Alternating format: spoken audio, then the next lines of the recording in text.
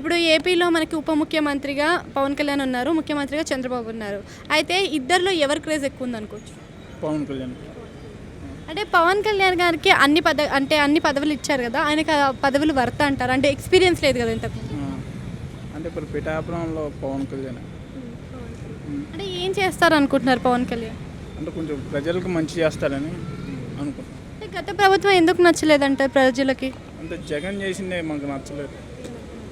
అంటే ఉచిత పథకాలు, సంక్షేమ పథకాలు కూడా పెట్టాడు కదా జగన్. పెట్టారు కానీ అంత రాలేదు మాకు. మాకు ఎందుకని? ఇంకా రాలేదు, మాకు పెట్టలేదు.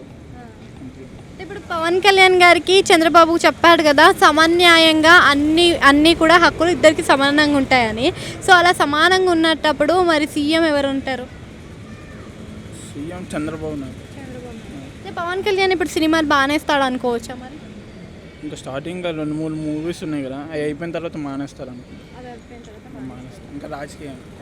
ఇప్పుడు రాజకీయ పరంగా ఆయన ముందుగా దేనిపైన దృష్టి పెడతాడు అనుకుంటున్నారు? పిఠాపురం. అంటే అభివృద్ధి పైన. ఇంకా అక్కడ ఏముంటాయో దానిపైన. పోలవరం ప్రాజెక్ట్కి ఇప్పటికైనా చెక్ పడుతుంది అనుకోవచ్చా? పనులు అనుకుంటా. ఎందుకని? చెక్ బాగా చేస్తారు అనుకుంటా. సో అదే విధంగా ఇప్పుడు క్యాపిటల్ కూడా వచ్చేస్తాం ఏపీకి.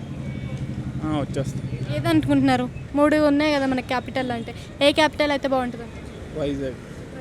అంటే చాలామంది అమరావతి అంటున్నారు కదా, అమరావతి నచ్చలేదు? అమరావతి నచ్చింది, కొంచెం వైజాగ్ విజయవాడ బాగా చేస్తే బాగుంటుంది. అంటే వైజాగ్లో చేస్తే ఏం లాభం ఉంటుంది అనుకుంటున్నాను? అంటే కంపెనీస్ అవన్నీ వచ్చాయంటే కొంచెం ప్రజల దగ్గర స్టడీస్ పరంగా వైజాగ్లో సెటిల్ అయిపోతారు కదా, హైదరాబాద్ రాకుండా.